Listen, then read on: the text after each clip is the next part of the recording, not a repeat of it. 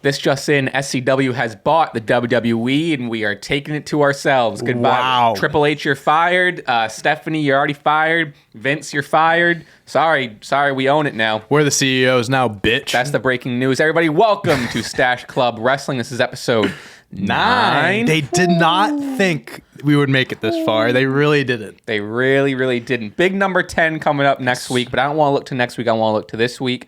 Dante, how are you? John, I'm doing fantastic. I am very excited to be talking some wrestling because there's a lot to talk about today. Big day. Before we get into that, Big I'm going day. to ask you, how are you?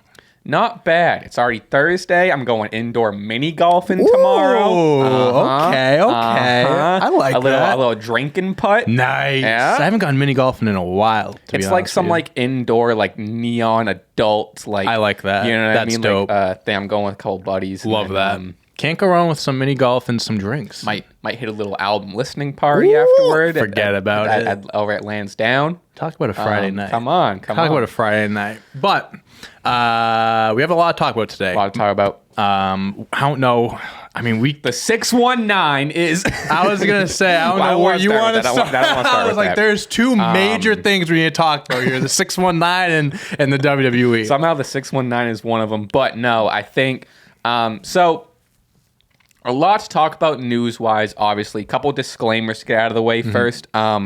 We are not journalists. We do not claim to be journalists. We're actually excited that we're not journalists. Yes. I went to school for journalism, and I'm happy that I don't consider myself a journalist. So everything we're going to talk about, we are not reporting anything. None of it is breaking news or news we're reporting. We're just talking about stuff and reports, and some reports that have been proven false and some that are up in the air that we've seen on Twitter, and that's the highlight, whatever. So the clickbaity title, our fault. Like, you know, like, what are you going to do? Sue us. Well, No, don't do that, but. So we'll get it out of the way. Vince McMahon, I guess we can go with the timeline here. Vince McMahon returns, or is even voted in unanimously, quote unquote unanimously, by the board or whatever the fuck. Yeah, Again, board of not directors. journalists, so I don't know Yeah. some of the terminology. Who cares? Vince McMahon is back. Yeah. Maybe a day or two later, Stephanie McMahon resigns. Yes. Now you got jolly old Nick Khan as the head guy now. Yeah, the CEO, The right? head He's the CEO, yep. Triple H's spot apparently is the same. Maybe an hour or two after Stephanie's resignation goes crazy on Twitter, there's some rumors and then maybe even a report or two that the WWE was sold by Vince McMahon to Saudi Arabia. Yeah. And then there was other stuff that came. Because I guess, like, I don't know. Again, I don't know the logistics, but something to do with, like, he's still the majority shareholder He or owns something like he still that. has like 81% of the company. So I think with the voting, again, we're not journalists, we're not reporters. I think he just kind of had the power to overrule everything to kind of step back. Yeah. In. So And then after that, there was even a report that came out of Vince McMahon being sued. There was a class action lawsuit that has been launched against Vince McMahon. A shareholder is suing McMahon in Delaware, accusing him of wielding his, like you said, 81% voting control to impose his will on the WWE stock illegally. impose his will. So I don't know. So apparently, we'll get out of the way, but we still want to talk about it because who knows what's going to happen. The Saudi Arabia report that was sold to Saudi Arabia seems like it was false. I think it's Right. been proven. I think false. I feel like Saudi Arabia is definitely in the mix of or places that will buy WWE. It seems like Sure. but I think some company may have jumped the gun, kind of seeing like, oh, there's conversations going on. Just kind of initially thought that that's what's going on, and I think the initial the initial guy, I think, also reported that Mercedes Mone was going to AEW, and he like went back and like deleted a bunch of stuff. There's a few reporters out there Twitter that have been all over the place. So again, this is why it's like we're not trying to get too into it because you don't know what's true and what isn't, right? Yeah. But with the whole thing with Saudi Arabia, You want to just go down? Yeah, let's beat by go down. beat Yeah, of go ahead. So first, talk about Vince is back. yeah, Vince fuck that. returns, gets unanimously voted to back to WWE as executive chairman. Yeah, I guess I also don't have much to say. Fuck that. Fuck that. I mean, he doesn't deserve to have any power. He's a piece of shit, and he yeah, that's all I have to say about him. Stephanie McMahon resides. Not a good look. No. And then so the reports before the Saudi deal was proven maybe false or whatever, like people were thinking, did she resign after learning about the Saudi deal? Did she resign because her father's back in? Sure. Did she like there's a lot to be said on why she resigned. I guess, why do you think she resigned? I think, well, another theory too is when she did become co-CEO, I think that was just kind of like a temporary thing, since it was like with everything going on. I think she kind of just stepped into that role and was like, someone needs to do it. Yeah, in her statement, she basically said like, oh, like, you know, I was in a position, blah blah blah, and then all of a sudden, things changed, and she was saying something like, I was thrust into the great opportunity to step up as co-CEO. Yeah. So it might have been a thing that she never really wanted, but stepped up in a time of need. Now that her dad's back to take it, now that other stuff is happening, she might just be like, I'm bound out. I don't want to deal with it. It could be as simple as like, oh, he's back, I don't need to do this anymore. Or it could be, oh, he's back, I'm out. It's one of those two things, right? That's why like we can't report on either. We can't confirm which is which. It could be a million different. The Vince McMahon family has always just been so troublesome. The timeline makes sense of the whole she resigned, he come back and write it. I mean, that's what conspiracy theorists are going to look to, but it could just be as simple as she didn't want to do it anymore, and everything, the timing of everything just happened to be it. So Saudi Arabia. So again, seems to be proven false, but that means that it is a possibility. It's not off the table. People aren't saying that it's never going to happen. They're just saying as of now, the report might be false. A lot of things that could happen, could go wrong. And that's the keyword could. Because I'm seeing these things allegedly. I'm seeing these things on Twitter about people, and I'm not agreeing or disagreeing, but it's like, okay, Saudi Arabia owns WWE. Think of all the crown jewel shows. That's what WWE is going to be like. Right. You could, like, that's a very real possibility. Right. A very real possibility that the women's wrestlers get mistreated. All these things that have been an issue in the past come to light and become a reality for WWE. Like a weekly thing, not just every few months. Or this could just be Saudi Arabia making a business decision and being, we want to buy WWE. We're not going to change anything. Yeah, it has nothing to do with creative. Who knows? Genuinely, we don't know. That's why, like, initially when I heard, and I tweeted about it, when I saw, like, WWE sold to Saudi Arabia, I'm like, oh, this is probably not good. Because compared to other companies that could buy them, I always thought, like, a Disney would buy them. Just the whole PG kid thing. Yeah. They're already on Peacock. You think NBC would buy it, and Disney already owns, like, almost everything, I feel like, at this point. Yeah. Amazon. I felt like Amazon could have been, because you can do, like, the Prime. You can do, like, a deal. I don't know. Saudi Arabia, I feel like if they do buy it, it's because they're giving Vince McMahon a lot more money than these other companies. And yeah, I hope that if this does happen, it doesn't change or affect everything, but that's just a wait and see thing. So 2 things to note on this before we kind of start going down the rabbit hole of like what could happen, blah, blah. One, there's rumors of maybe this was a move by WWE to just, there's a term for it, I forget what it was, but basically put out this false report to then either gain like up their value, kind of? Not up their value, but kind of see like, okay, here's what the response would be. Sure. Or B, let's put this news out, have it proven false, so anything that happens after is looked at as a way better option. Sure. You know? So they show you the worst case scenario, everyone already reacts to that, and then in a week, something else comes out, and everyone's like, oh, well, at least it wasn't sure. Saudi Yeah, that would make sense. I mean, you saw after, I don't know if you saw this, but the WWE stock like dipped hard. I didn't see it. I heard about that. Yeah, it dropped like 3, 4, 5 points or something. And I'm not a stock. Well, I don't know shit about this. It's not financial advice, but I think that was buy. Get it now. It's low. Get Dogecoin. No, but it's like it took a dip. So it's definitely like it negatively affected WWE, at least for that period in time. So I hope like your theory, what you said, it would make sense, because it's like you kind of putting out that false report or whatever. So it's like you kind of want to test the water, see how people would react, and it's like, okay, they don't like this, we'll go the other route. Or like you said, if it's not, like, people look at any purchase, will be like, okay, at least it's not Saudi Arabia. It could be a terrible company that gets some, but people are like, at least it isn't Saudi Arabia. Yeah. And either way, it still seems like Vince is looking to sell. I think that's going to happen. So the other thing I was going to say is it looks like this is almost like an act of pity.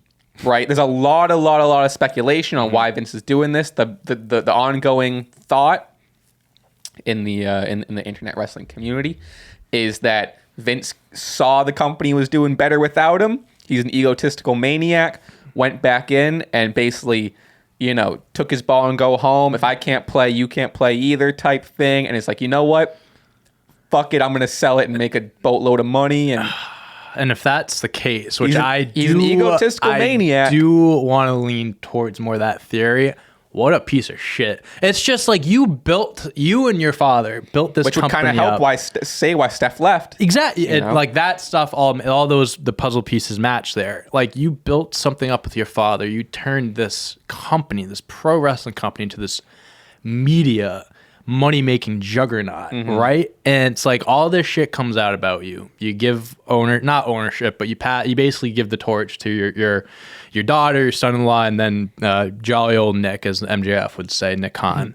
I 100% believe that this guy, I mean, it's not a hidden that he's an egotistical maniac. He's an asshole. Of course he probably came in and was like, oh, you guys are doing well without me. I got to change that. I want to be a part of this, or like I'm going to fix something here. And it's like, or if I can't be a part of this, none of you can be a part of this. That doesn't make any sense to me, because it's like, why would you try to tarnish something that, again, you took decades to build up? Because he's crazy. Because if they go to Saudi Arabia, WWE could literally like crumble. Like what we've seen from the fan response, I'm not saying every single fan is going to tune out. Over time, if it's that bad, I mean, you're going to lose a lot of money. Saudi Arabia would then own their entire history. Like, think of like their entire catalog. And that's, I think, what people 90s, are scared 70, about is like people are scared about what they're going to do with it and how they're going to, if they would tarnish the history and all the like, think of all the wrestlers that have done so good the last few months at Triple H, and like if they bought it, how's that going to change? How are the storylines going to change? It's a genuine Batista. Oh no, it's a genuine fear. Again, but like we don't know what would happen if Saudi Arabia gets it. It's just this is what people are speculating would happen. Sure. So like, I mean, there is a lot that is, considering it's not confirmed. We might not even need to go over a whole lot of the stuff like, oh, what does this mean? But either way, because of the news or even because of the idea that's being sold, according to Sean Ross Sapp of Fightful, WWE talent is fucking pissed. They should be. Is pissed. He wouldn't believe, and this isn't really a report, but he, wouldn't be shocked, and we wouldn't be shocked if some talent starts walking out because of all this. Yep. I think without even mentioning like the Saudi Arabia stuff, at this point, I think we're past it. But at this point, we're still just talking about it being sold in general. What does this mean for like the talent? AEW. This could be the best thing in the world for AEW. I think this is nothing but good for AEW, right, to be honest 100%. with you. Because it's like, even if like they're not doing anything about it, the bad publicity for the WWE is going to draw people to be. Because I've seen people on Twitter that are like, I'm done with WWE, this and that. Like a lot of people might go over to AEW. It's crazy thinking, because when they do these shows, a lot of wrestlers don't go. Kevin Owens doesn't go because he doesn't believe in the views. Sami Zayn doesn't go because of the whole his descent, where he's from, and him Syria and Saudi Arabia, like that doesn't, he can't go there. And I fear that if this happened, a lot of those people are gone. And I've seen, and even like solidarity, like with Kevin Owens, like solidarity with friends. Like if something crazy happens, we're seeing Roman going to Hollywood early. We're seeing Seth and Sami going to AEW. We're seeing Kevin going to AEW. It's not just a handful of guys. You're going to see a few guys, and I think at that point, it's like that's what's fearful, because it's like if you have all those guys that are willing to walk out, what's going to be left of the company? It's like, who are you going to be left to work with? And even like the lower employees, or not lower, but just like the other employees of just like, who is the headquarters going to stay in Connecticut? Sure, all the people who are maybe of like a different religious or a different whatever descent. Sure. All the women's wrestlers, or the women working on staff in general. Sure. Like, there's a lot of factors in like people's jobs at stake, which I think like even more notably aren't the wrestlers' jobs. Right. It's the person in the back that's getting paid not nearly as much as a Roman Reigns that's setting up the ring or writing the show or whatever. Yeah, a lot of people's jobs are, at stake here. And I think it gives these wrestlers, all these people backstage, a valid reason to be fearful of this happening. And I think AEW, man, if this happens, they're probably going to pick up a a good amount of guys. I don't know. That's going to be crazy if that happens, really. I was, not to kind of jump to AEW, but so AEW has a new look. I don't know if you've seen it. We can talk about like it more specifically, sure. But it definitely has a more like mainstream, brighter, I definitely more pop thought aesthetic, about that. I was like, right? it seems more not professional, but it seems more. I think that's even a fair. Professional, less, maybe is less the word? indie. Sure. Yes, less indie. I feel like is a good way of looking. It just seems more like they're trying to become very mainstream looking. Like no, 100%. I think like especially now. So if someone last night, which a lot of people were saying like that's what I was thinking. I think that's the reason why I put on such a banger of a show last night. They had to. They're getting some people over. People from WWE are so used to like the big spectacle and the bright lights and they see the new look of AEW and it's something that they're kind of already used to. So it's an easier transition to a more as opposed to a more indie look that they had going on last few years. You're 100% correct. Yeah, I did notice that too. I'm watching. I'm like, this definitely looks like more professional as a sort, and then like just the whole look of everything, like this not resemblance to WWE, but more similar to that than like an indie promotion. Yeah, no, 100%. And there's one more thing I did want to talk about here. Please. It's more of a do you think this could happen thing more so than any report that came up, because I saw just like I was going through the replies of some of these like articles, tweets being put out. If WWE gets sold to Saudi Arabia, and people are saying Triple H might step down, Vince McMahon might take over creative. Well, if all this stuff happens, if Triple H does step down and leaves, could you see Triple H starting his own wrestling company? You know what? I'm really glad you mentioned that. Because I saw a lot of if talks he about does that. do that, guys like Kevin Owens, like Kevin Owens, Finn Balor, like all those guys, he has his guys. I think that would support him and go along with him and would be the main guys in whatever company he starts. Yeah, people were saying, oh, it looks like Triple H is going over to AEW. Why would he do that? If anything, and at this point, this is getting real down the rabbit hole. But hey, that's what we're AEW for what? Yeah, to wrestle or be the writer? No, they're not going to let him do that. But no, 100%. He could start his own company, and people are saying like he should go to Impact and make Impact better. Fuck no, start his own company, and at that point it's him and AEW, and as both companies watch that, the WWE, the Titanic sinking. Yep. Yeah. No, I would love that. I guess I think it would be very similar, also because we haven't seen something like this in a long time since the start of AEW. I think it would be very similar of just we see Triple H leave, and then in a year he starts doing some shows, and then I don't know. I think it would be. I think it would be cool. It would be huge. I think it would be. I don't know. I mean, right now it's WWE and AEW. I mean, a lot of people, obviously Impact, Ring of Honor, New Japan, and well, Ring of Honor, AEW, kind of hand in hand now, I guess. Yeah, but. I mean, if Triple H started his own thing, Impact would not be a thing anymore. Impact would tank. Yeah. Yeah, no, it's hard to speculate on such a who knows thing, but yeah, I'd be down. I'd support it. Yeah. I'd support it. If that happened, I'd support it. I was thinking in my head, I'm trying to think of someone with 3 H's. The Triple H's wrestling promotion. Yeah. Triple H's wrestling school. Come on down. I don't know. HEW, WWH, World Wrestling Helmsley. I don't know. Degeneration Wrestling. DW. DX Wrestling. Yeah, we'll work on it. I think that's a work in progress. But yeah, I think if that did happen, I think he'd have a ton of support. I think he'd have a few guys that would come along with him. Obviously, things don't happen overnight. Hell, Stephanie's free. Stephanie would come on over. Why not? Yeah, good point. Great point. And I think he'd also bring a few of his friends along, like the Road Dogg, the Billy Gunn. Not Billy Gunn, he's in AEW, but all the guys in the back that work for him. Shawn Michaels for NXT. Yeah.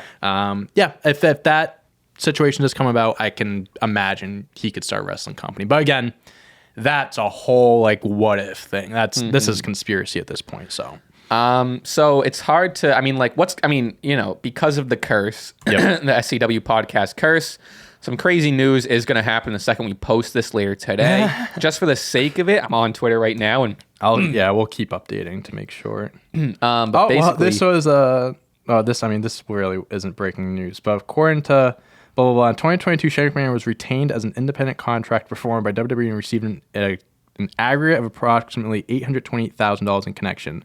So he made almost $1 million to wrestle in the Royal Rumble, essentially, is what they're saying. Breaking news, everyone. Shane McMahon made a lot of money last year. Yeah, that's the only thing. WWE stock is going back up, everyone. Yeah, that's usually how it works. It hits a dip, and then it slowly goes back up. There's not much. Not much right now. As soon as we end this, though, something's going to come out. Oh, the second we end this, it's going to be WWE is sold by, or sold to, SEO. I mean, Nick Khan recently met with Disney. I think they're doing their rounds. I think they talked to Saudi. ESPN could buy it. I mean, ESPN. Well, Disney and ESPN are the same. Oh, you're right. It's like one of them is the parent company. I think now they talked to Saudi Arabia. News got out. People are saying they bought them. Now they're doing their tour. I think they have to listen to all these other companies. They have to at least see what's out there. You know what I mean? And I've always thought Disney would buy them. I always thought that would be the best company too, but.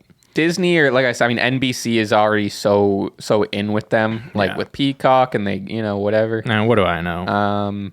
Yeah, I guess. I don't know how much money you have in your bank account, but I mean, at this point, we can just put some dollars together and buy it. If you want. Make SCW a promotion. I'm down. Yeah, fuck. Get WWE out of here. Just call it SCW. Have Clutch Point. Clutch Points can buy it. CP. Yeah. CPE. Clutch Points Entertainment. Yeah. I mean, Saudi Arabia is still in the hunt potentially by WWE, kind of like we were saying. Yeah. I don't. At this point, I think we're just waiting for the next. What do they call it? The next pin to drop. The next ball to drop. Whatever. Sure. Yeah. At this point, I think it's just a wait and see. Yeah. A sale is going to happen. When to who? Who knows?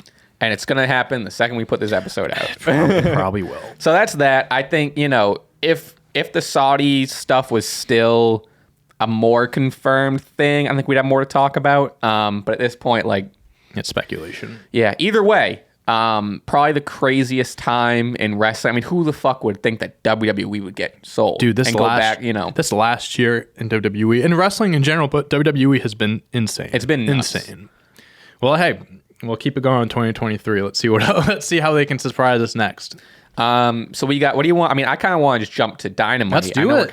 Let's do it. We can go back to some Raw and Smack. Also, and there was some stuff that happened on Raw and SmackDown, but ultimately nothing much. Too special. A few things we'll talk about, but AEW was the best show this week. Goodness gracious. Great fucking show. Pay-per-view level show. Again, it seems like they kind of got the WWE news. Granted, the card's been announced for a little bit, but it seems like they kind of went, all right, this is our opportunity to win some people who are not happy with Vince and whatever. Yes. So, start the show. Hangman Page versus Jon Moxley. Hangman Page beats Jon Moxley. Mox is pretty in rough shape after the match. Huge win for Hangman. Yes. Crazy match. What'd you think? I thought it was a much needed win for Hangman Adam Page. I love Jon Moxley. We both love Jon Moxley. And I feel like a broken record when I say something like this, but Seth, I mentioned about Seth Rollins. Jon Moxley is one of those guys where, oh wow, look at the cape, just keeps him up like that. We'll smart. Looks like he's floating a little bit.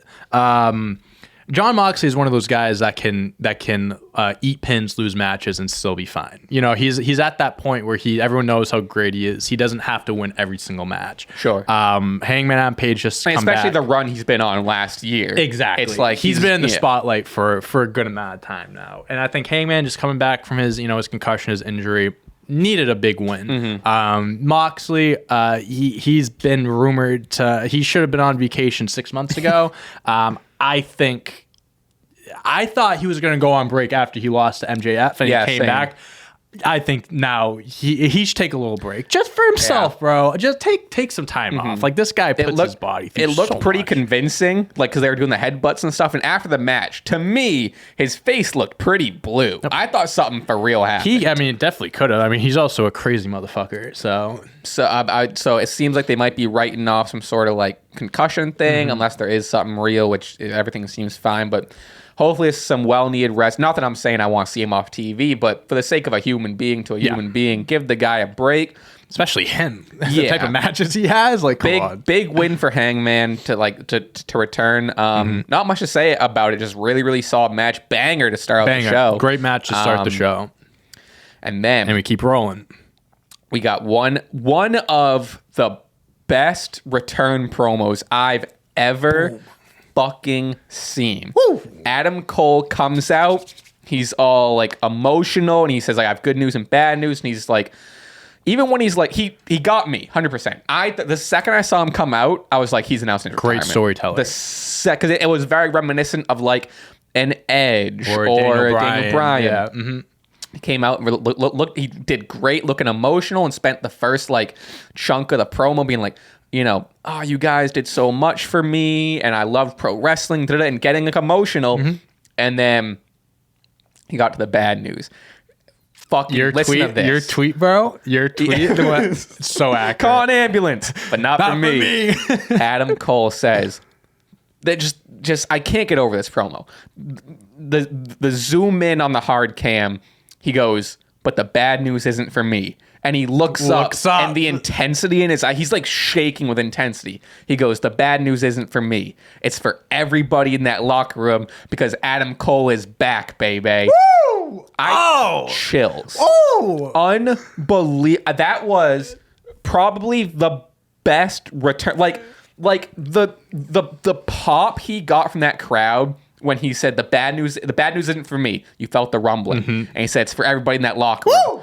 People went fucking nuts. I love it. Adam Cole is back, baby. I fucking love Adam Cole, bro. I love that promo. A huge fan, and I'm so happy that he's healthy because to be gone for 6 months. He said he was dealing with a shoulder injury too. Mm-hmm. Head injuries are very scary. Very, very scary. Yeah, the shit he was saying about like I would get up at night and I would tell Britt what's happening to me. Not being able to be in a car for that's scary. That's very scary stuff. And I can't relate to something like that, but I can only imagine the actual fear that goes through your mind of thinking, will I get over this? Is this something that's permanent? That is a very terrifying thing to go through.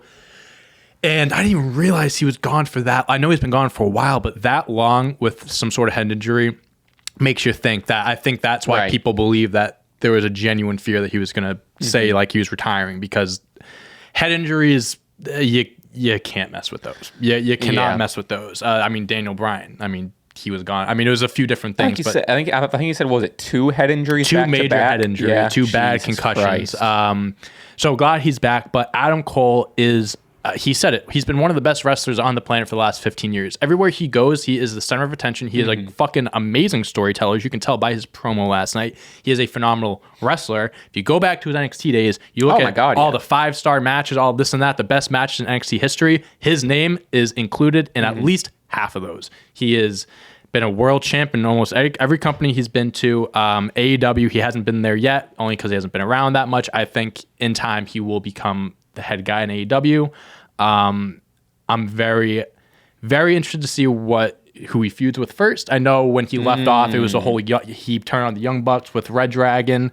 Kyle O'Reilly, I think, is hurt. Bobby Fish isn't even in AEW anymore now, so it's like, what are they going to do there? Interesting. Yeah, I wouldn't be surprised if it was a whole trios thing, because it was supposed to be Adam Cole was supposed to be the Bucks partner, and he goes, you guys can't be in it because and they did the Undisputed Era thing or whatever. So I think I think he just hit a hard reset now that he's back. I would love to see him either just stay as a singles competitor, or if he gets I would give him a new faction. I don't think he should. Yeah, I think new faction, if anything, he shouldn't be thrown in with the Elite. I like the whole idea of him, Omega, and the Young Bucks together, because that's like the Bullet Club, right? Yeah. But I think they're the trios champs. Kenny Omega has this thing going on with the U.S. belt.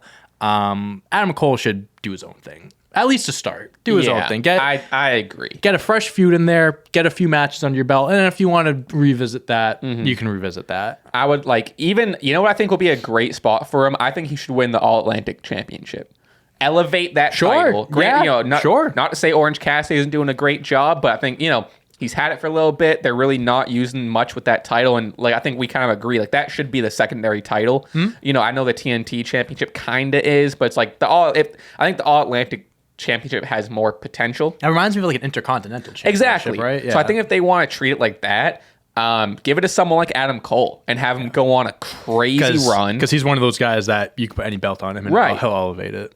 And then you can get Adam Cole versus a lot of mid to top guys for that belt, and that elevates the belt, and that puts some shine on Adam Cole while the trios titles are with the Bucks, and while MJF is doing his thing with the AEW title or whatever, and eventually work Adam Cole up there. Because I think at this point, and I think me and you kind of are in agreement on this, we've talked about it, I think this is as far as the AEW World Championship goes, this is MJF's year. So I don't think Adam Cole, not that he shouldn't be involved in the main event, like competing for the belt, but this should be like a next year. Like kind of have him have his run this year, like mid-card titles, like great matches. Then next year he goes after the big one when someone else beats MJF. You know what I mean? Well, all right. I want to jump ahead then, because that's an easy transition, but we'll go back to this other stuff. Speaking of someone who I think is going to be a champion in 2024, Takeshita. Takeshita. Is that how you pronounce it? Sure. Takeshita. Guys, don't be mad at us. Takeshita. They said it. I was like, when I was watching it, I was making mental notes. Of like, really? That's how you pronounce it. I think I think you might be able to like look it up. See pronunciation. Brother, I don't know. Takeshita. Takeshita. This is a new game. I mean, like this isn't gonna It's here, but how you pronounce Taka? I don't know what all this is. All right, let's see what this says. Come on. Takeshita. Oh, there's Takeshita. Or as MJF would say, take a shit. Take a shit. I cried at that. I died it's when such he said an that. easy and obvious, like, what, but it's like you have to do it. But anyway, Bryan Danielson defeated Takeshita. I want Takeshita to win. What are you going to do? How old is this guy? He's like young, I don't think he's really that old. 27. Holy young. shit. You know who's all like Jamie Hayter's 27 too. She's very young. I didn't realize she might even be younger than that. I think she might be like 24, 25. I only because I looked it up last night. She's 27. Okay, never mind. Still very young. Konosuke Takeshita. We gotta get used to saying his name, because I think we're gonna be saying his name a lot in 2023 and 2024. I think this kid is the future. Oh my god, how impressive! Huge guy, so athletic, and just like this guy is. If God's making a professional wrestler, he's making Takeshita. I love that. Oh my god, I love that. I think it was great because you subtly planted the seeds of an MJF Takeshita feud down the line. Just like MJF kind of ripping him apart, just kind of making those jokes, saying that them going back and forth. He was saying, kiss my ass or something like, just a little subtle thing. Bryan Danielson comes out, match goes on. They'll definitely revisit that at some point. I think I know how you feel about Bryan Danielson and stuff like that, but you just saw, I think that match was just a great, pure wrestling match. Yeah. Just two amazing wrestlers. Bryan Danielson brings out the best people, and I think Takeshita is one of those guys that brings out the best people as well. And you put those two guys together, you're going to get a banger. I've said it before. I'm not a Bryan Danielson fan, but again, I've said it before where like I realize he's one of the best in the world, and he has amazing matches. I'm just not like a huge fan. I don't have to be a fan of everyone who's good. I think if you're a fan of everyone who's good, that's boring. Anyway, who are you going to root against? Anyway, Yeah, that's fair.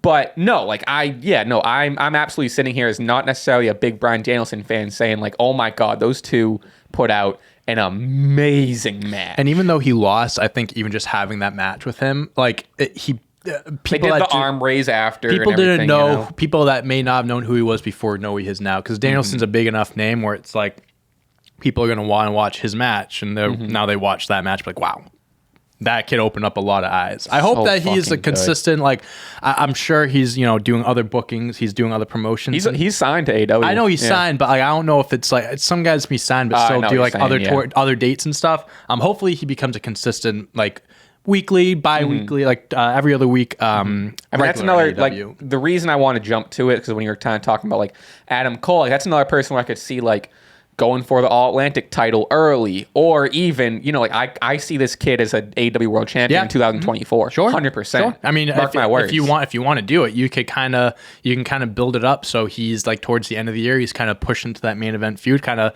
MJF is doing his thing. Maybe he's not the guy to beat MJF, but it kind of sets him up so when that time comes next year, he'll be set up. He's in the main event scene already. So when he does win, it won't be a shocker. Yeah. This is the year to build him up. 2023 is the year that you turn him into a star. 100%. 2024 is the year that he takes over. Agreed. I think that's the timeline. I think it's a great way to put it. But we'll jump back. I guess we can just kind of back up a little bit. Before that, MJF like kind of interrupts the two entrances, does a promo. A lot of people didn't love the promo. I thought it was a lot of people were like, this isn't it. Because I think there were a few things he said that maybe were a little racy, too much. Yeah. I think like the Freddie Prinze thing was hilarious. Like when he calls up Freddie Prinze, Ken Jeong. There was the commentary gave a Community 6 seasons in a movie reference that I went nuts for. But a lot of people, I think people are too used to, and their expectations with MJF are so high for every promo to be the best one he's ever given. A pipe bomb esque, like, you know, like his top 3. Everyone's expecting it to be like a top 3 promo. I'm expecting every single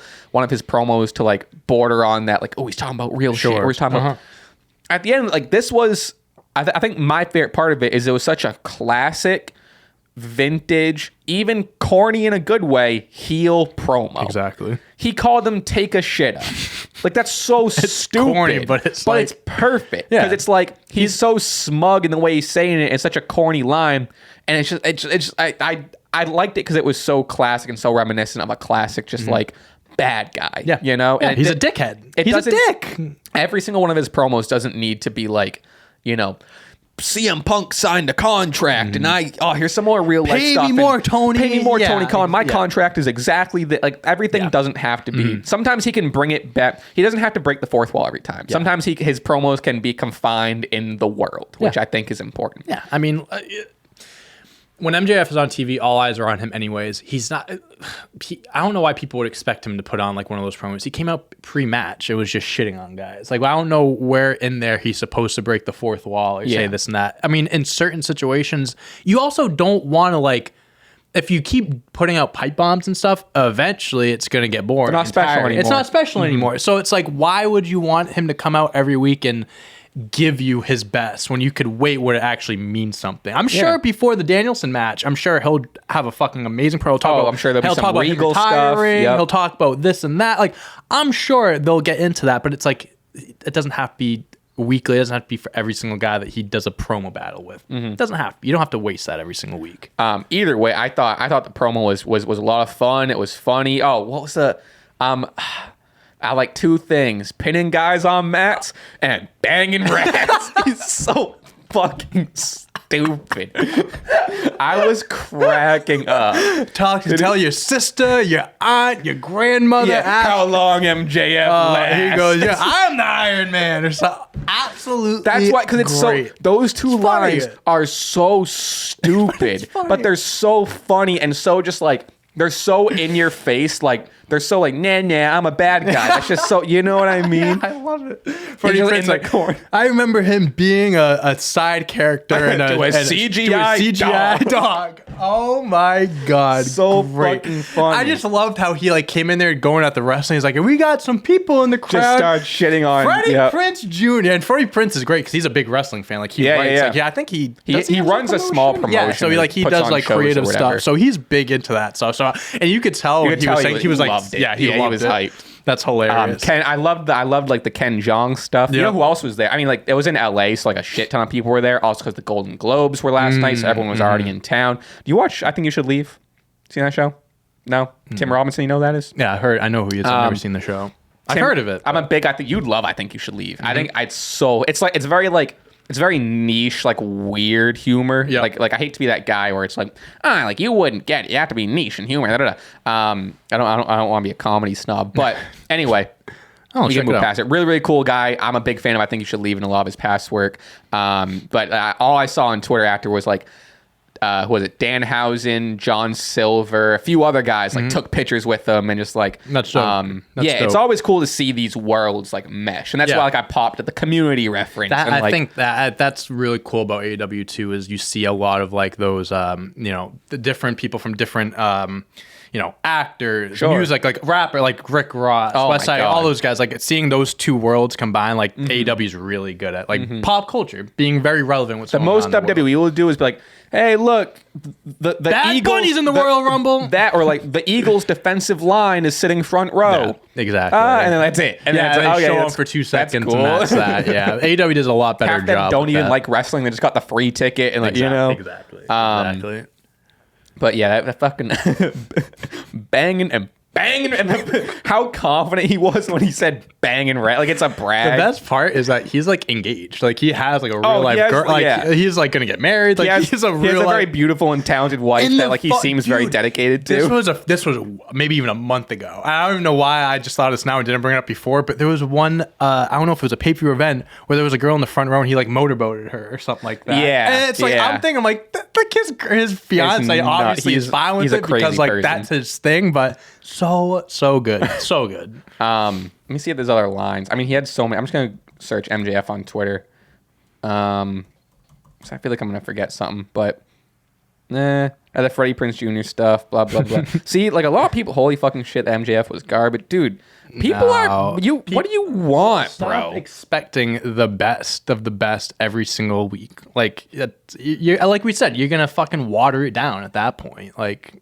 Yeah, it was a fun, just appreciate promo. A good shit dickhead promo by a heel. Granted, maybe it could have been done somewhere else, like not like right before the match started. I don't even think that's a bad. That confused me because I was like, wait, aren't they supposed to have a match right now? Yeah, I wasn't sure. But like, I didn't care. Whatever. I didn't care. Anyway, JungleHook. Cool name. I loved this team. I watched that match. I thought it was so fucking fun. I love Hook. Mm-hmm. All right. So here's my thing. Talk to me. I like so it's kind of like a double-edged sword. I'm very happy that Hook's getting TV time. I think he should be on TV more.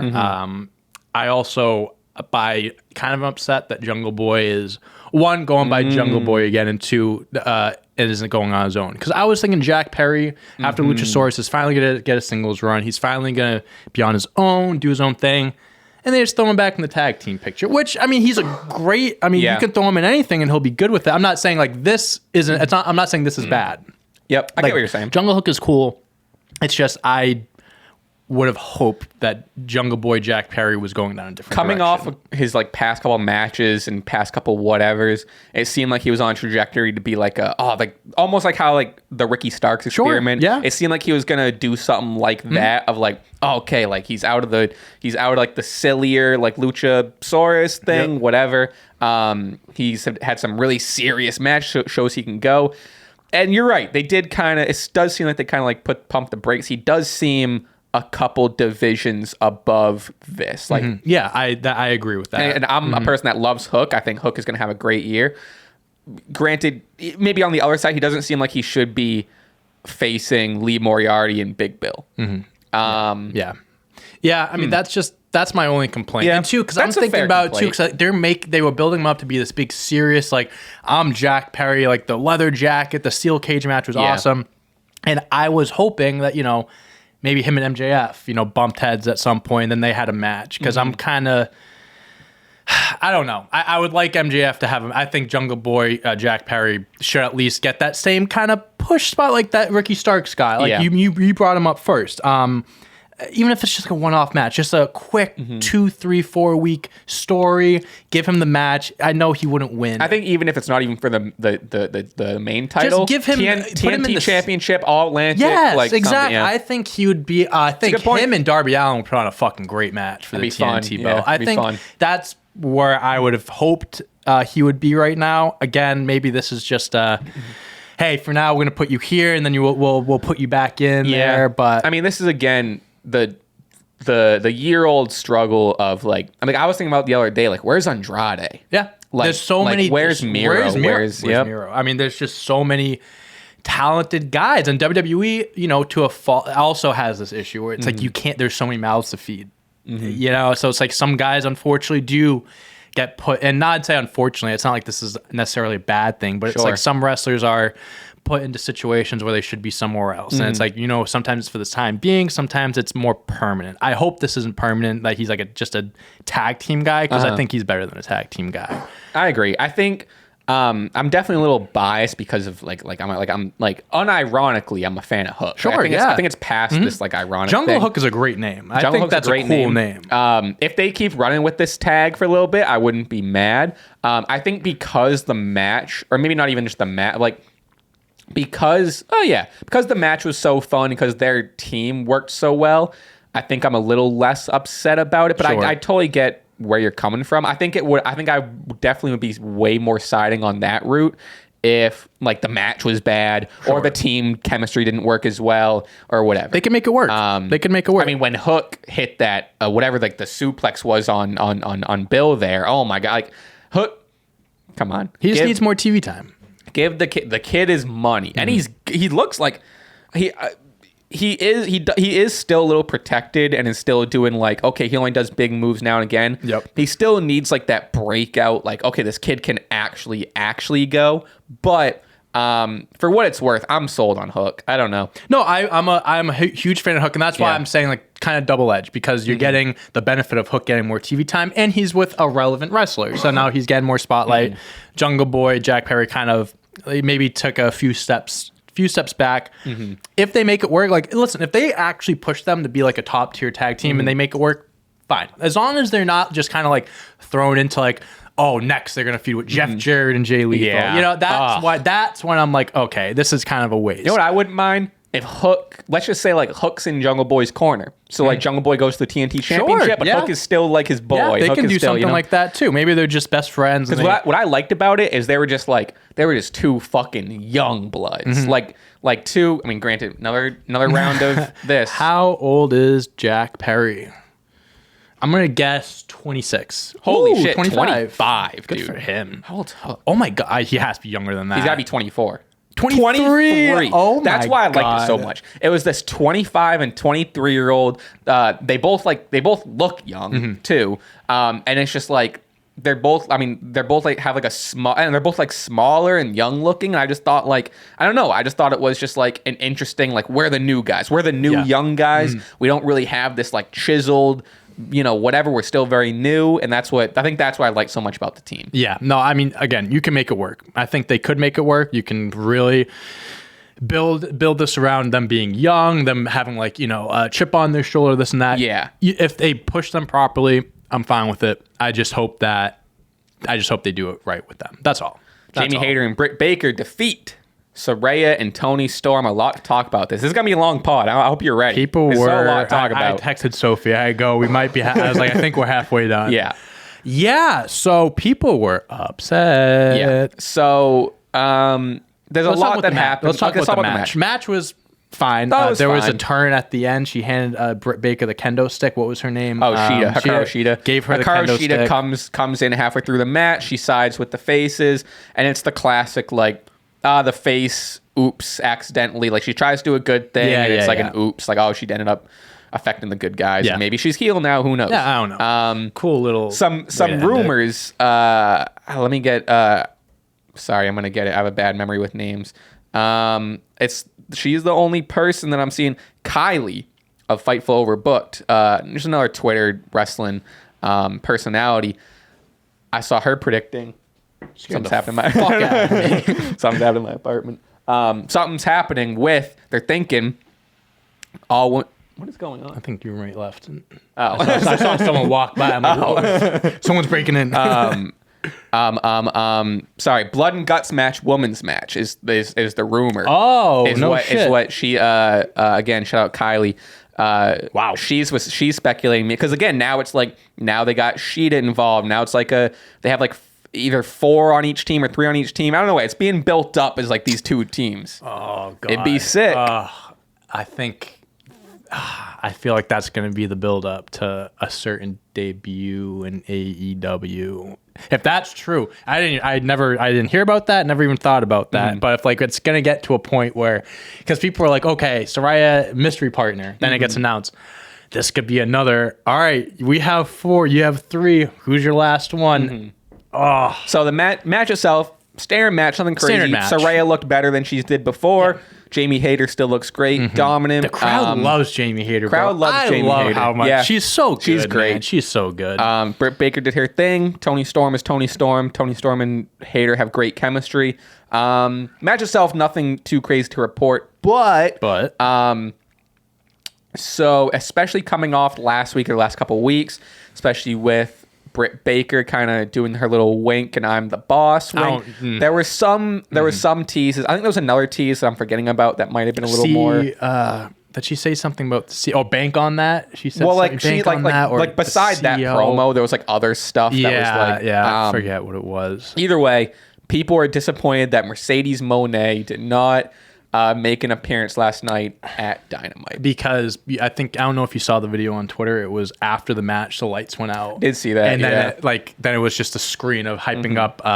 People started booing, hyping up Rampage. So I think. Well, first of all, I think people shouldn't have had their hopes high after they announced Toni Storm, because people are like, oh, they're just going to take out Toni Storm before and Mercedes will jump in. That's when the whole fantasy booking and that would have been pretty rough to Toni. Toni. Here's the thing. It would have been rough to Toni. Here's the thing with wrestling, and like I kind of look at this a weird comparison, but to Game of Thrones. It's such a fantasy-based thing that if people think they want something to happen, if it doesn't happen, they'll be pissed. So Game of Thrones, for example, I haven't seen the ending, but my theory with it... I haven't seen an episode. I haven't seen the first episode, but my theory is like, because it was... You've seen one episode and you already have theories. Guys, I am the biggest Game of Thrones fan. It's like 10 years old.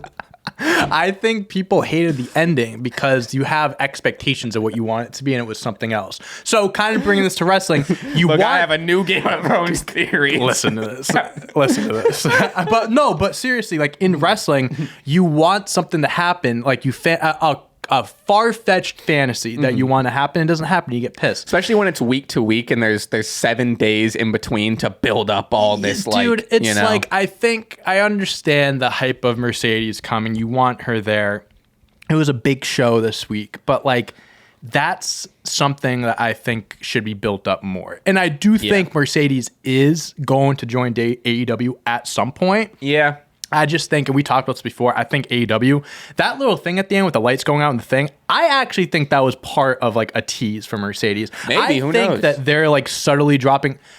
I don't think they would have dropped those lines hinting at Mercedes if they were like, that would be ridiculous. Why would they do the wink? Why would they say that line if that's not going to happen? I think it's to piss people off to think like, oh, she's coming and then she doesn't, and people are getting upset, but it's building up the anticipation to when she actually does. I think that debut. Could have even just been like Britt Baker seeing like, oh, that's the biggest trending thing. Britt Baker's going to put herself over as a heel and say, hey, I'm the CEO, boss, wink. Could be that too. You know what I mean? Mm-hmm. Yeah, absolutely. I was less like, I wasn't really expecting her to show up. I didn't think, I think it was blown a little bit out of proportion, especially coming off her New Japan match and then like the announcement of the championship match at whatever in the Valley.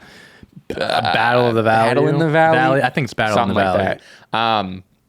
Especially after like that. It seems like not that, because a lot of people have things, like Kenny Omega and, other people have things pretty tied in, especially championship matches with New Japan, but they also make appearances on AEW. Mm-hmm. I think she's just so riding this New Japan wave, and that stuff is so focused. I think, not to say that her AEW appearance would have taken away from it.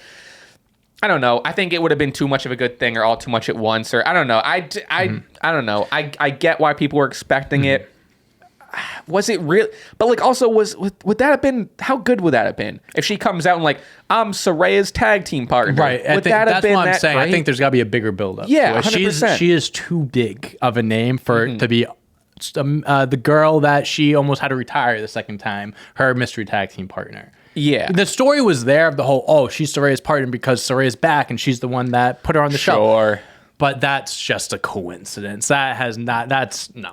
If Mercedes does debut in AEW, I agree. I think she should. She even said after New Japan, like, I'm going on this run. You guys are lucky to have me first. Yeah. So that's why I think she is going to go. But like, focus on New Japan, build that up. Sure. Maybe go to Mexico, go to AAA or something. Especially like if she wins the IWGP Women's Championship. Then go to AEW with the belt.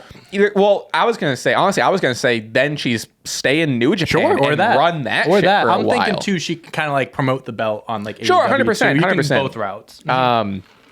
But she's not going to be exclusive to AEW if she does go. I think that's kind of a conclusion too. Yeah. So I don't know. I get why people are mad. I don't know. Lower your expectations. I think. Yeah. I think that's just what it is, and just be, just expect the unexpected. Let it be a surprise. Mm-hmm. Let it be a surprise. If it does happen, like you were expecting it here, and it happens, a few weeks, a month from now, it's gonna be much more shocking. Yeah, 100%. So just enjoy it. Just enjoy it. We are 55 minutes in. The Elite win the trios titles by defeating the Lucha Brothers in a something ladder match. Death ladder match. Death ladder match, whatever. They called it.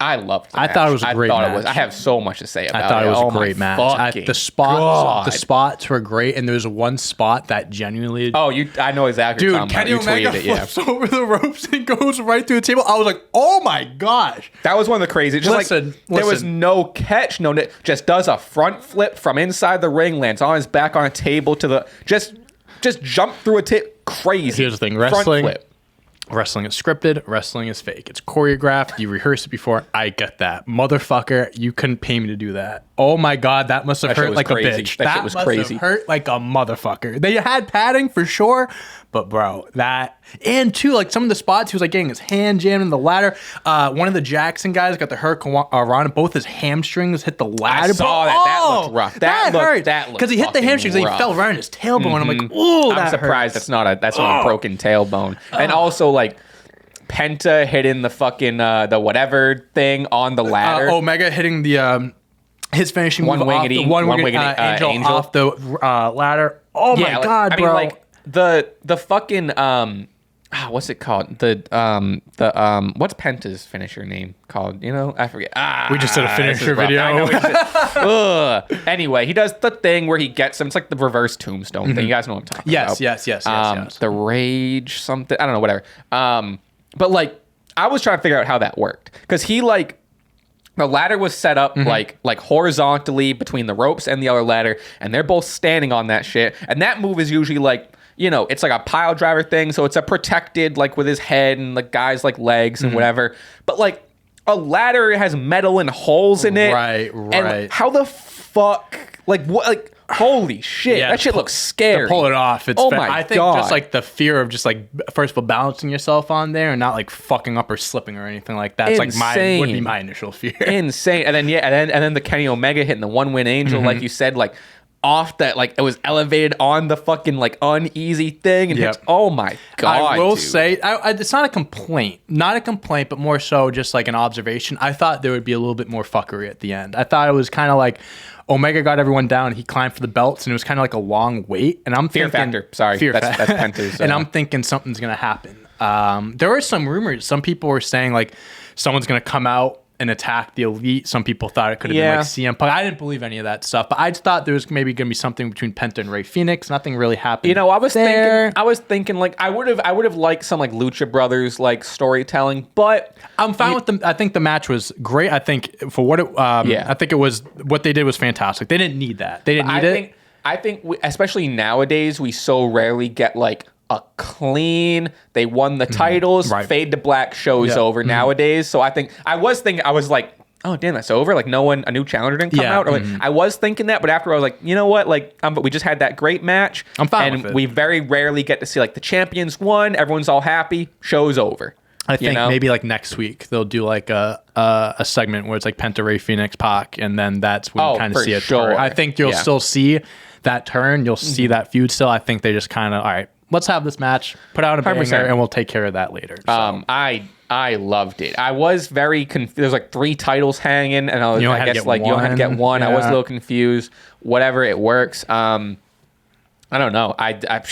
Great. Great match. Great match. You could tell they definitely, because like, I mean, by the time the match started, there's only like 15 minutes till like 10 o'clock. You could tell it was like boom, they are speeding. They are spot fest. They are speeding through it. But yeah, no, overall, I thought it was fantastic. And what I liked about it is, I think it was a perfect way to cap off the best of 7 series. Yeah. It was obviously it's a ladder match. It was so different. It was a great final match. Like it didn't feel like the others. Even like ladders are not given, taken or whatever out of it. I just think they wrapped up I was riding with Death Triangle. Yeah. I would have liked to see Death Triangle 1. That's just me. I think Death Triangle blew a 3-1 lead. Hey, facts are facts. Who's the last team that blew a 3-1 lead? Come on, one of the greatest teams of all time, Golden State Warriors. Golden State Warriors blew a 3-1 lead. They did. Hey, sometime the best do it. Cavaliers, LeBron James. Kenny Omega's the LeBron James of AEW, of wrestling, you can say now. That's not a bad comparison. He was saying, Kenny said, what was it? I won in a 3-1 deficit, just like that guy in the Space Jam movies or whatever. Did you say that? Yeah, it was on his Instagram or some shit. That's hilarious. They were saying that was the first time in sports, which I appreciated this fact. The first game 7? You can correct me, but like the first game 7 in that to take arena, place in the Kia Forum since like the 80s. It was like or the some Lakers. shit. I think they mentioned the Lakers or something like that. Yeah. So I was literally going to say that. Yeah, I yeah. loved how they made those references. Yeah. Like Game 7 and like I thought that was I thought great. that was really 'Cause really cool. Made it feel like a big time match. Pro wrestling is a sport, but them like relating to last time there was a game 7 was the Lakers versus whoever the love fuck. that. Mm-hmm. It just legitimized. It's just one of those things to connect it with a mainstream audience. It's a very subtle thing to throw in there from the announcers, but it just makes it feel more 100%. Yep. No, I thought that was great. Whole thing, thought it was great. Yeah, and that was Dynamite. That was Dynamite. Before we get into the last, I think I want to save that for the end. Sure, Let's just briefly go over like there's Raw, some WWE SmackDown stuff. Okay, so Raw, they had Kevin Owens started, him and Happy Corbin, JBL did their thing. We got that Kevin Owens meme, fantastic, of him leaning on the turnbuckle. Yeah, I thought that was great. Oh my God. Hilarious. You also had Alexa Bliss and Howdy, Uncle Howdy, had their first. It was the same thing that they did when you first saw Uncle Howdy with Bray Wyatt. Everyone kind of knew that he was going to be. There was a report going around saying Bo Dallas was backstage. So I think that kind of like confirms that Bo Dallas is Uncle Howdy, if that's the case. Again, you don't more know who put the rumors than mask anything. on. You don't know who put the mask on. It's a guy in a mask. That's all we know. They did a stare down. She was standing on the table. They were eyeing each other down. Kind of like what we saw about a month ago. It's a slow burn. It's a slow burn. Yeah, I was really, because when Alexa, she was looking all crazy and the show was happening on Titantron, I was like, okay, like, oh, sick. And then I didn't expect Uncle Howdy to come out. I didn't expect much. I was either expecting just like a brief like Titantron thing promo or just as simple as what they did. I needed a little more. I agree. I needed here's what I needed. I just needed Uncle Howdy to have a mic. This is the first time he talks. I just needed him to say Alexa or Sister Abigail, something. Yeah, he was like, "You think you're in control?" I think that's what. Yeah, was like, "You think you're in control? I'm in control," or something like that. Oh, yeah, because he said something it, about control. But like, I needed like just like a No, live. I agree. Yeah, I agree with like that. Yeah, it's like the whole promo thing's like scary. It's cool, but it's like I want to see what this guy has to say. He's done like the I come out on the entrance and he's done it already. And all I could picture after that was like, what happens when the cameras are off and you're there live? He just goes out and then just. Right? Hey, have a good night, everyone. Turns back around and then that's it. You know what I mean? I think I really believe the Royal Rumble is going to be the turning point for this story. Just like the whole Uncle Howdy thing, so the whole Pitch Black match. I think that's where there's going to be a whole lot uncovered. Obviously, there's still time between then, but I think obviously Pitch Black match, there's going to be appearances by at least one or two other characters of Bray Wyatt. I keep thinking the Royal Rumble is like around the corner. It's like not till the end. It's not till the end. It feels like it's like time. We still got like 2-3 weeks. Yeah, no, we still got time. I mean, it's coming up. They're still building up to it. I think that's going to be the turning point. And if at that point we're still kind of getting the slow burn, listen, I appreciate a good slow burn. I appreciate a good long-term storytelling because that's wrestling is missing a lot of that. But sometimes it could drag on a little bit and it can get a little boring. So I hope they do kind of bump this up a little bit, but I'm still interested to see how this goes. Am I crazy or is she Nikki ASH again? No, I don't. Or has she always been Nikki Ash? No, she changed recently. Oh, maybe is this an old? That might be just an old video. Okay, 3 months. Okay, all right. 2022. Okay, so I'm looking at some like results from Raw, and they're like, they did Candice LeRae versus Rhea Ripley, and then they showed Candice LeRae's return as the example video. And it showed Nikki Ash. Anyway, sorry. Yeah. Yeah, that's just my thoughts on that. Like I don't have much to say. It's just like I guess like we've never really, yes and no, we've never really got the full Alexa Bliss Sister Abigail stuff. Like we got a decent amount of her like siding with Bray, but then it was cut pretty short with Bray's whatever it was release. Yeah. And then Alexa kept on this character for however long, but we never got the full-fledged like what's Alexa's like whatever. Which I think we're finally getting. I think we're gonna get that. I also want to point out too, just kind of looking at the history of long-term storytelling. When Bray Wyatt debuted The Fiend, the whole Firefly Funhouse thing, It took 3 months for the Fiend to even show up on TV, like to be in the ring. It took a long time. Christ. And I even didn't think of that. Like, holy shit, you're right. Because the Firefly Funhouse, holy shit, it's a mouthful. He did that the night after WrestleMania, 2019, whatever it was. He didn't come out. His first match was at SummerSlam against Finn Balor, and he came out weeks before that. This isn't new for Bray Wyatt. It takes a while for these things to happen. That's why I'm trusting in it. That it's going to be, because the Fiend was one of the best characters that they had in a while. So I do trust that this is going to like pan out and it will all make sense. But I do hope it speeds up a little bit. How long? I'm trying to look how long ago. Was it end of October? Was the first like Uncle Howdy thing? Revealed himself. First revealed himself. I mean, he's done like there's been like video packages and like teases and stuff like that. I'm trying. Like, I wonder when that first one happened. Because I'm just saying, because if that took 3 months, I'm just curious how long it's been. Right. I think it's been. I would say a month. I think when Uncle Howdy first came out, I was in Texas. I remember I was on my and I was. But when did the vignette start? Oh, that's what I'm saying. Oh yeah, probably like a month and a half. I'd say month and a half. I'll bet you it's closer to what is it, January? I'll bet you. When did he come back? He came back for Extreme Rules, right? Oh yes, I guess it would be. Okay, no, that's a good way. Bray Wyatt. Look up WWE Extreme. Yeah, Bray Wyatt return, Extreme Rules. So when the fuck was that? October 11th. Okay, so it's been 2 months. It's been right around 2 months, and I think Uncle Howdy will say 2 weeks after that. Just because getting closer to 3 months. We're getting there. That's why I think the Royal Rumble is going to. No, wait, 3 months, right? Because it's January 12th, right? October 11th. November, December. 3 months. That's what. Okay, so maybe. Okay, so the whole Royal Rumble thing, going back saying I think that's the turning point. That's gotta be the turn. Because 3 months. The Pitch Black match, you gotta think people. There's gonna be characters. Sponsored by Mountain Dew. Guys, Uncle Howdy loves Mountain Dew. People don't talk about with like Mountain Dew and shit. He like Stone Cold smashes them, chugs them, hilarious. But yeah, so we'll see what happens there. We this is a long podcast. Hey, we're in for it. Had the tag team turmoil match. I saw you tweet about the Judgment Day winning and your thoughts about the Street Profits versus Usos kind of getting robbed of that. Here's my response to that. Talk to me. I'm kind of happy that the Street Profits didn't win. Mm-hmm. The reason why, don't get me wrong, a Usos Street Profits match would burn the house down. They always do. It's kind of like New Day Usos, right? They can never go wrong. I think you got to put a fresh challenger in there. The Judgment Day, what titles have they competed for? Hopefully none. Well, now they are. Unfortunately, now they are. So I think I just kind of like the freshness of it. I get it, yeah. I just kind of like give them a chance. Damian Priest is great. Will it be Dominic or Finn Balor in the like his partner? I don't know.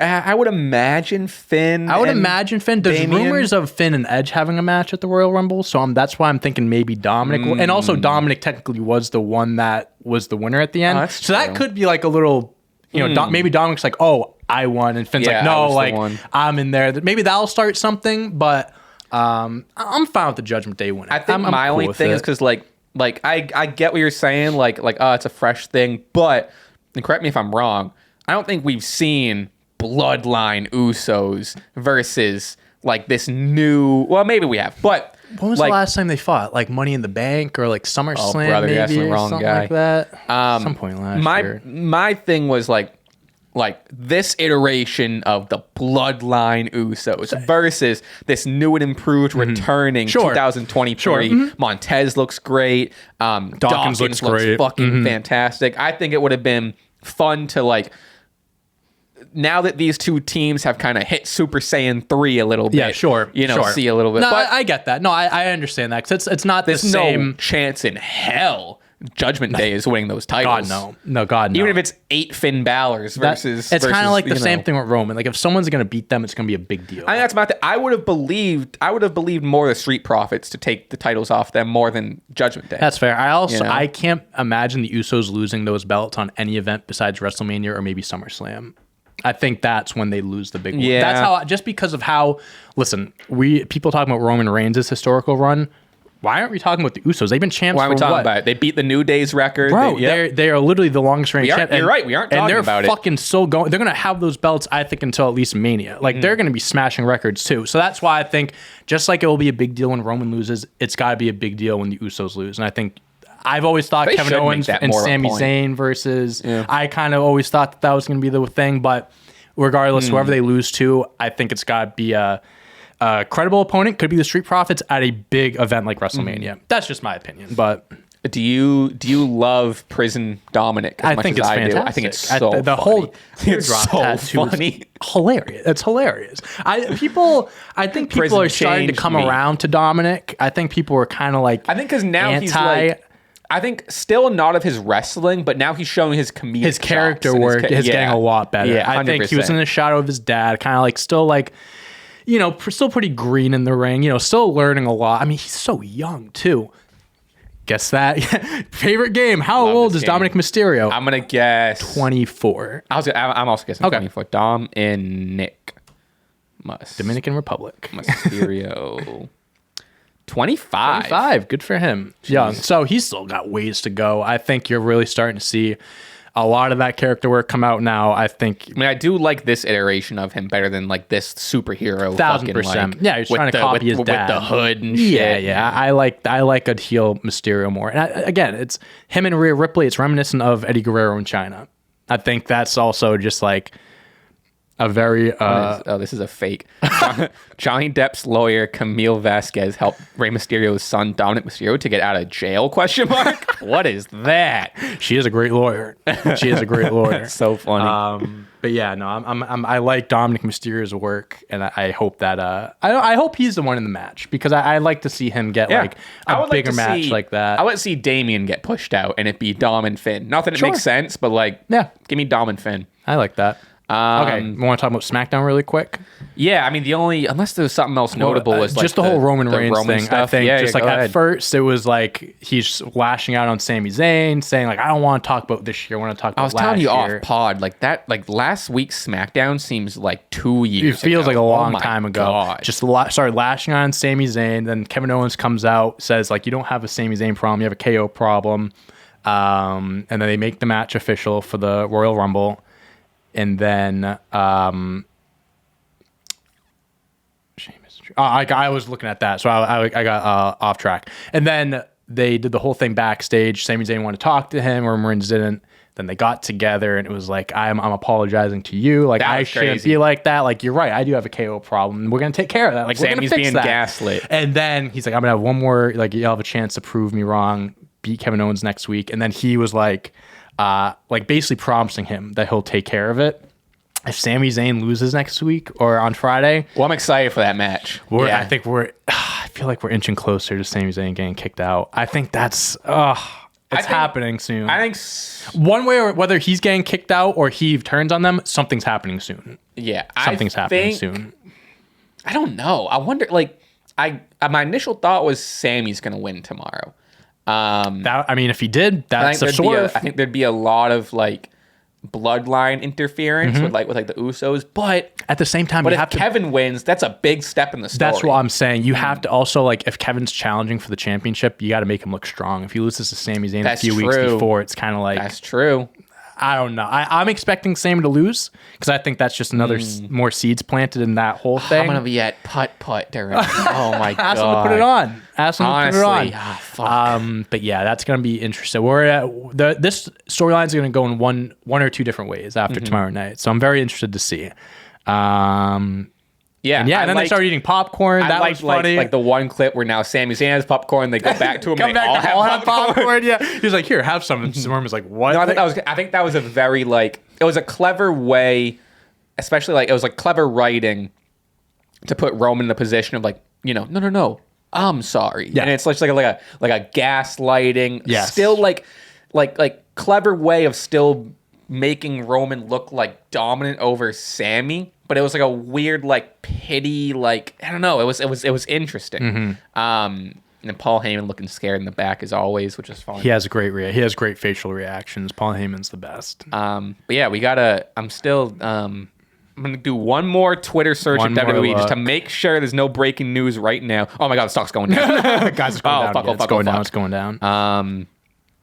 Yeah, I mean, okay. I'll check. Doesn't seem like anything right now. Okay, it doesn't seem. I don't know why I'm just. I should go to like the wrestling. I'm going on news, like a wrestling site or something like that and see. There's so many of these fucking. I think we're in the clear right now. Gunther comments on Gunther is not interested in reports about WWE selling the company. Mickey James. That was a Dax Harwood thing I saw. All right, what is this? Let's see. While speaking to the Dallas Morning News, Gunther was asked about the reports of WWE getting sold. I mean, rumors are rumors, and at the end of the day, I'm not the CEO. I'm a wrestler, so I focus on what I do in the ring and lead the business to those who the business. What the fuck? WWE is looking to sell company by the middle of the year. Is this Gunther also discussed Stephanie McMahon resigning. He said, to be fair, I only had a brief interaction with her. She's always been very nice and very lovely, and yeah, I'm happy for her. Jeez, this is really just scrapping at a headline. Huh? That's nothing. Yeah, nothing is new. So we'll just leave it at that. Apparently, FTR got granted some time off from AEW. They're taking a little vacation. That's what I'm seeing. Yeah, they needed a little break. They had those titles for all of last year. It seems like they lost all their belts within the matter of a month or two or whatever. And they were pretty beat up. Like Dax Harwood was pretty beat up after that the match with the Briscoes. Yeah, well deserved some time off. Give them time off. Have them come back in a few months and take the AEW belts from the Acclaimed or something. I think they should be AEW tag champs at some point this year, unless they go to WWE. God, these reports. I'm not here to just bash reporters. I know they're just doing their job, but listen, this headline is former WWE star attended AEW Dynamite, and it's just this whole article is about Chris Masters being at Dynamite. Are you fucking kidding me? Wow, breaking news! Get the fuck out of here! Breaking news. 1 hour ago, breaking news. Chris Masters God, they got so many words out of this. That's called clickbait, baby. Unbelievable, dude. Unbelievable. Anyway, check out clutchpoints.com for all your latest news. I know there's one last thing we want to talk about, John, before we end this podcast. I hope everyone's been sticking around because this is probably going to be buckle the fuck up. John, pop off. Are we losing our minds? Are we crazy? Are we lying to ourselves? Where you going, Pete? Where you going? No, keep talking. I think I have a Rey Mysterio. Do I have an actual? Oh, you have the big guy, right? Big guy. Look at this. There is 619 on the side of his leg. Why would he have 619 if it's not his fucking finisher? Look at that. The 619 is Rey Mysterio's finisher. Are we crazy? That seems like the most accurate and regular and most agreeable sentence I could ever say, and people are like, no, and I'm gonna hit on it. We can go for another hour. I don't care. I'm hitting every single beat. And here's the thing. Pop off. I want to preface this where people are too prideful. People are too prideful. It's okay to be wrong. It's okay to take your pride out of it and be wrong and learn something. God forbid you learn something. Wouldn't that be crazy? Take it from me. I'm not prideful about anything.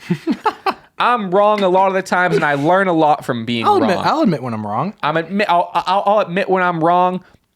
There's only a certain amount of things I'm prideful in my life. Mm-hmm. There's maybe 3 things. Mm-hmm. One of them being Rey Mysterio. Yep. You're a big die-hard Rey Mysterio fan. That's the first day I met you. The only things I collect are I don't have any collections really, except for cameras and film shit, whatever. I have Rey Mysterio action figures and Rey Mysterio memorabilia. Yep. Mm-hmm. Mask. I got the mask. I took it off, but the mask should be here. Yep. Let me get to my point. The 619. Let me touch on all the arguments, and I would ask that pitch me some more arguments that if I'm missing, because there's a lot of beats I want to hit, and I was going back and forth on Twitter, and I also don't want this podcast to turn into me just defending my Twitter takes. No. However, I have a podcast and you don't, and I can say whatever the fuck I want. That's right. That's right. People are saying no.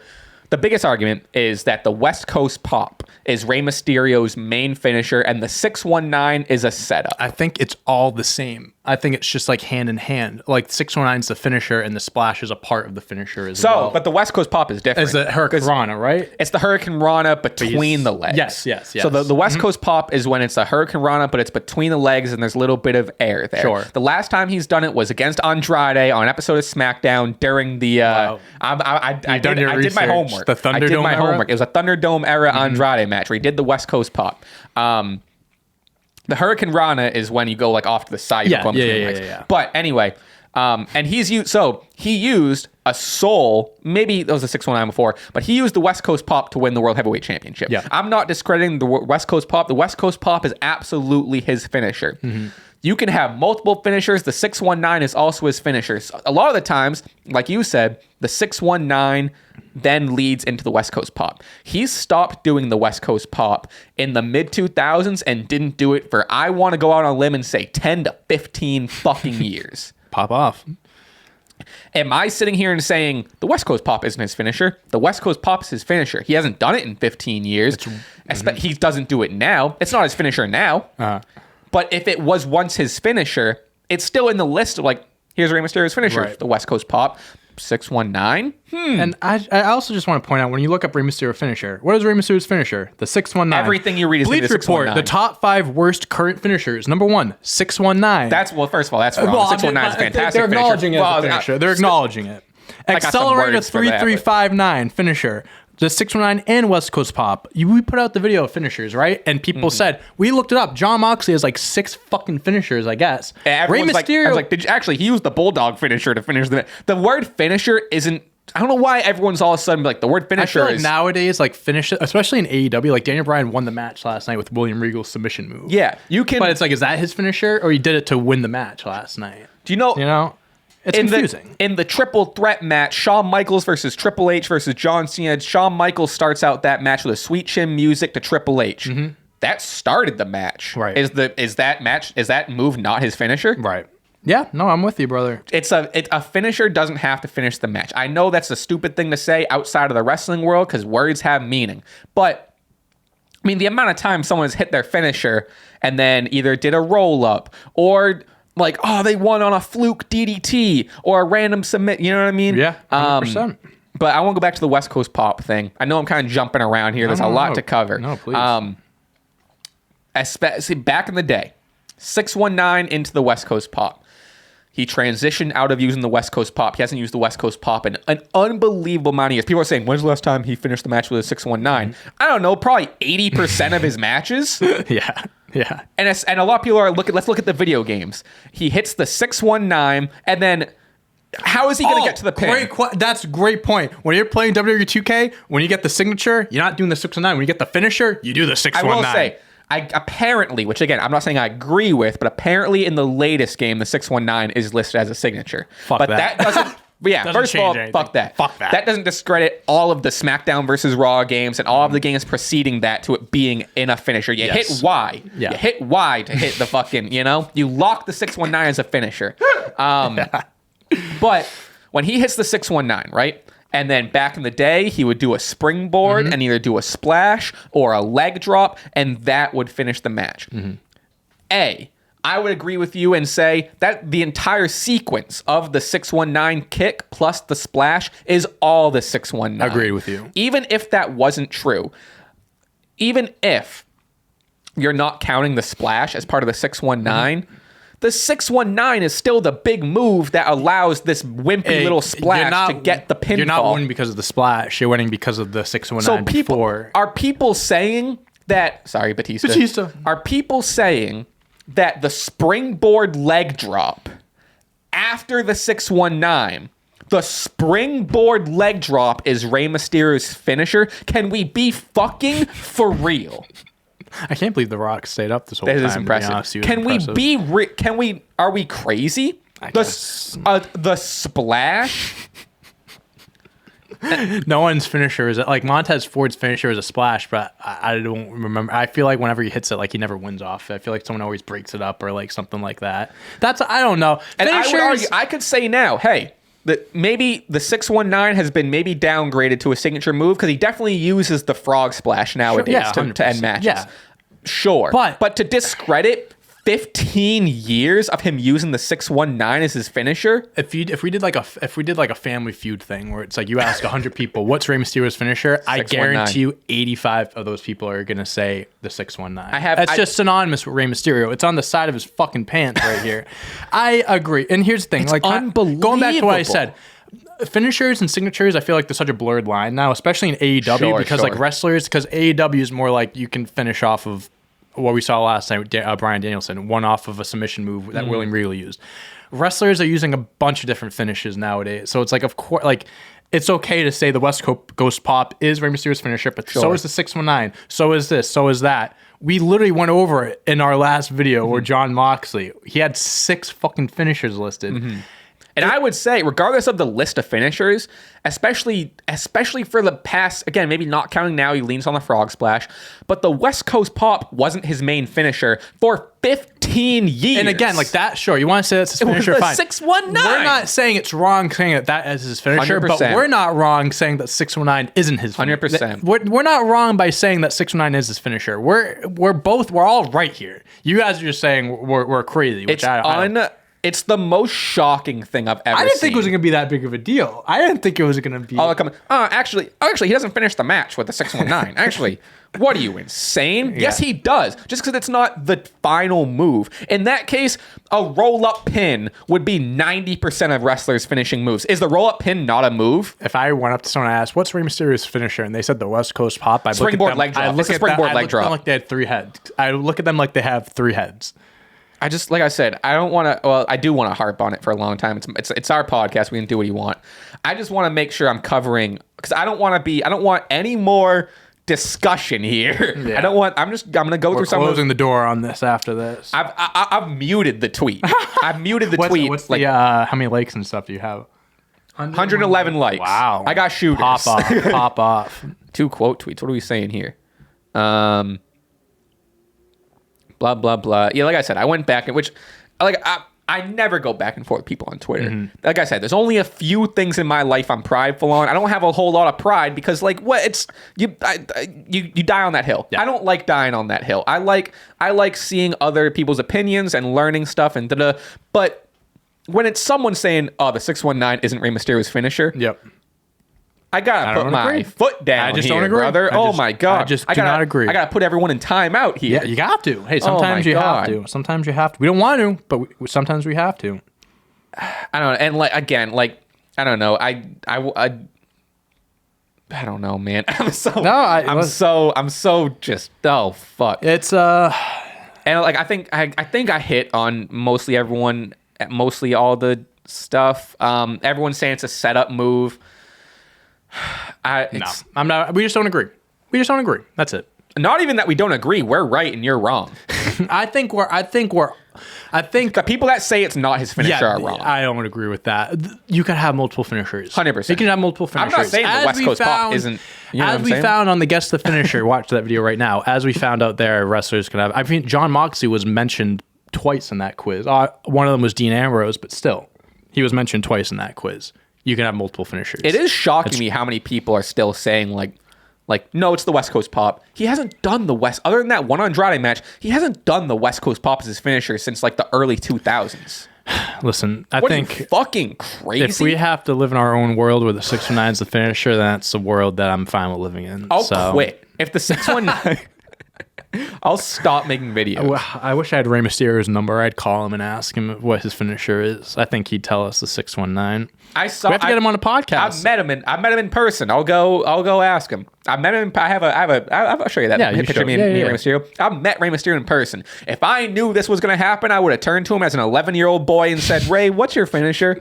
And he would have said, "Booyaka, booyaka, John." 619. He would have said 619. 100%. All I know is if I do meet him one day, I know I'm asking him, "What's your finisher, brother?" What's your finisher? Booyaka, booyaka, 619. He's going to say, well, primarily the 619, but I've also used the West Coast Pop. Sure. And nowadays I use the Frog Splash. That's exactly what he'll say. Yep. Exactly what he'll say. But the 619 is a finisher. Wow. All right. I don't know. Is there any, like, I'm harping on it, but is there any other arguments? I noticed that he has Aaliyah tattooed on the inside of this arm and Dominic on the inside of this arm. I just kind of noticed. You never knew that? No, I kind of like. Well, I mean, he has a lot of tattoos. He has a lot of tattoos, so especially I feel like now. It's now, I mean, this is like this is even before he had like the eagles on his chest too. This is pretty. This is pretty how OG. dirty this is. I've had this for a very long time. He's so tatted up now. It's crazy. Yeah, for real. Even Batista.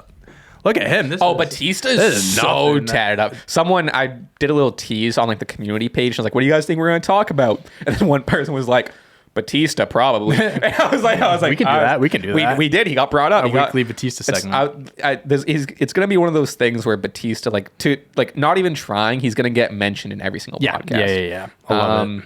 All right, I'll stop. I'm sure there's other I wanna harp on it and like really hit every single argument. I think we've covered it, unless there's other sort of arguments. I don't know. Now, Jesus Christ, like now. Let's end it here. And I know we're gonna get people arguing in the comments, but let's get to arguing. I guess. Let's get to arguing. I guess so. But till the next time, John, I think this was our longest. This might be our longest. I don't know if we'll ever have a longer one than this, but we had a lot to talk about. About an hour and a half. I hope you guys. I really hope you guys stick around to listen to this whole thing because there is a lot of good stuff in here. A lot. I look at the analytics. I can see when you guys stop watching the videos. You got to watch this whole thing. You got to watch this whole thing. We wanted to save the best topic till the end too. Something that I never mentioned at the beginning of the episode, so I always forget. But going forward, this episode and all the other episodes are also available on Spotify and Apple Podcasts. Yep. Next time I'll make a point because like it's fun to get like the people over. Oh, we have some audio listeners and da-da-da. If you want to listen to audio only in your car, whatever, we're on Spotify, Apple Podcasts. Just look up Stache Club Wrestling. I don't know. I feel like I could. I mean, we're doing quizzes after this, so like I'm in the mood. We're worked up now. I can go for another like couple hours. For sure. I can talk about Rey Mysterio's being. I can still talk about the 619 for another hour. Maybe we do a Rey Mysterio quiz today. Who knows? The Rey Mysterio. Oh my God! quiz. What's his finisher? Maybe we don't do the Rey Mysterio I'll quiz. lose my mind. All right. That's that. Thank you guys for listening. We appreciate it. This one was a good one. We had a lot to talk about. Again, very excited to hear what the breaking news is going to be within the next couple hours. It's going to be crazy. Once we hit stop recording. It's going to be crazy. It's going to be crazy. And we were the first to talk about it. Sophie's here. Perfect timing. Perfect timing. The door's locked. All right, I'll get her in a second. We'll wrap up. I've been John at Raspy Taylor. You can follow me Instagram, Twitter, Spotify, all of that stuff. Yeah. You can follow me on Twitter, Dante on Deck, Dante Toro, Dante Toro 11, everywhere else. Make sure to like, subscribe. Check us out on podcast platforms. Listen there. Watch our other videos. We appreciate you guys. We love you guys. Thanks for... We got to episode 9. Episode 9, best episode so far. Episode 10. Last time we did it, we did episode 10. We lost our jobs. No. So was it episode 10? Damn. Wow. Well, I was looking it up the other day. It was Kenny Omega is back. Oh, that was like the first time you returned. Oh, God. All right. Well, hopefully, we'll definitely see you for episode 10. Hopefully, make it to 11. Episode 11, we'll see. All right. Till next time. Peace out, guys.